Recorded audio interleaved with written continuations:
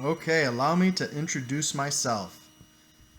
My name is David, and I found out that I had a twin flame in I met her in May, and I found out that she was my twin flame for absolute certain in September. And so I've watched a whole lot of videos because if if you're a twin flame, you know that you can't talk to anybody that you know about it. Nobody that you know understands it.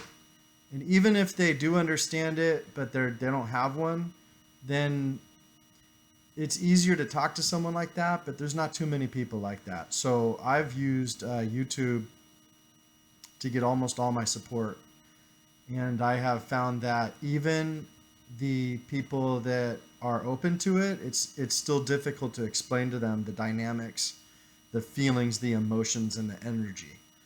And so what I want to do is offer my support to people as well, because I notice in a lot of comments to different twin flame videos that a lot of people are stuck on this idea of what they have to do to be with their twin flame. And some people have been stuck in this place for a long time, and I'm not here to judge, anybody for that. Everybody is taking their own amount of time to figure themselves out. It takes everybody a different amount of time to process something, and then that processing, that's kind of where we get stuck. We just don't get it, or we have a desire deep within ourselves that we want to be with this person and we're not with them, and that perpetuates this energy of not having what we think we need. And so I was talking to somebody about this, Sammy, and she was giving me some um, information, and she was explaining the way her perspective on some things. And what we were talking about is, waiting. And what are we waiting for? Because we're mirrors of each other. Us and our twins are mirrors. So if we're waiting, they're waiting. So if both people are waiting, nothing's getting done. And so I notice in a lot of comments, man, people are frustrated. They're angry with their twin flames. They're frustrated with them. And I feel like that is really damaging energy to the connection and to yourself and to them. And in order for you to, first of all, my belief is that we are in this journey to love ourselves. And when we first meet, it unlocks this love that we never even knew that we had, a different level of love. And then we feel like we need that person and we want them so bad.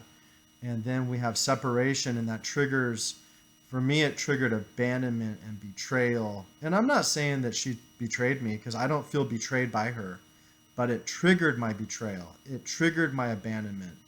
And those are two very big issues that I've had in this life, and probably even past lives.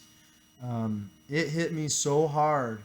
It made me I didn't want to leave my house. And it was just, I had to work on a lot of stuff within that. I had to really get to a place where I dealt with it. I felt the feelings, but overall, what happened to me is I realized that I'm lacking nothing, and that I have myself, and that this experience, meeting her and separating from her, boosted me into a realm of a new level of self-love, a new level of enjoyment, satisfaction, realizing my self-worth, and just basically becoming a more whole person. Not necessarily a better person, but a better version of myself. And to me, that's the point. She did her job. That's it. Nothing else needs to happen. I got triggered. I grew. I worked on it. I grew. I'm a better person, better version of myself. I love myself. Therefore, I can extend more love to others. And I'm becoming an ascended person where I am awakened and I see a whole new world in front of me here. And so that sounds like a bunch of BS, because anybody that's watching this is probably like, yeah, but I want my twin flame. Well, I don't know if you're ever going to have your twin flame. What I do know is you're never going to have a harmonious relationship with your twin flame if you're waiting for them. Get off your ass, start doing what you're supposed to be doing. Go to work, feed your kids, love the people around you, honor everybody around you.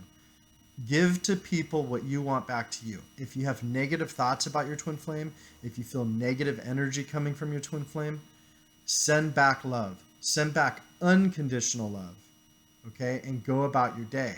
And I know it's easier said than done. Believe me, I've been stuck too. I've been in all these negative energies before, but it got to a point where I realized this isn't helping anything.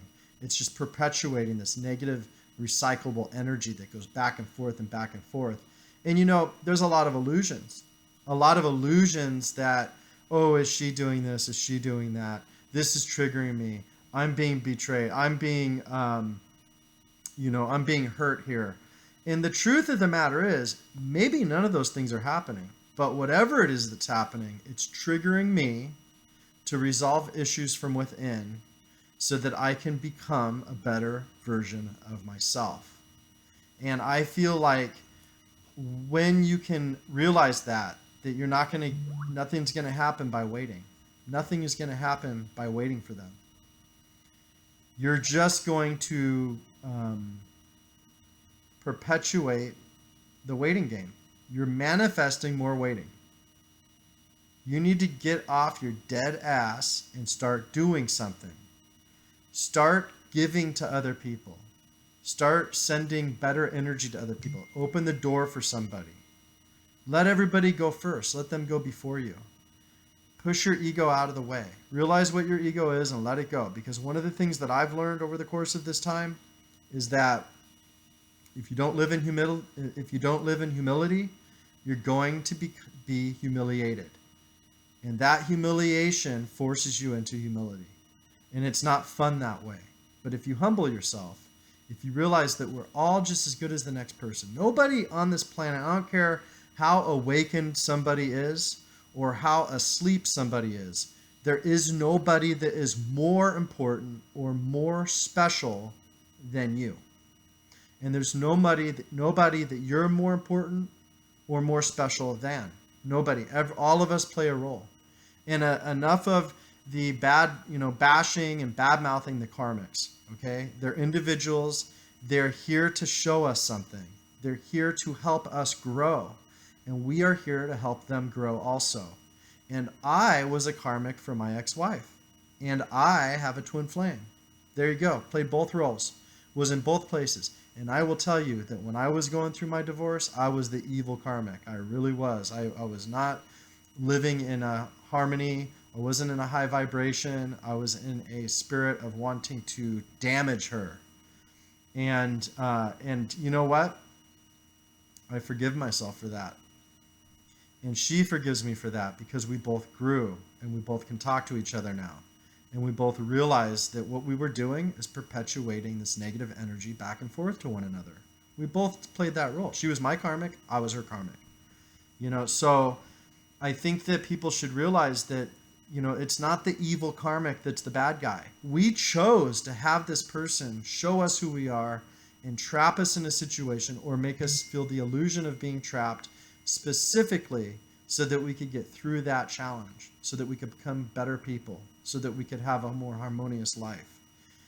And I also believe that if you actually met your twin flame, you have already gotten to a place where you're doing something for yourself.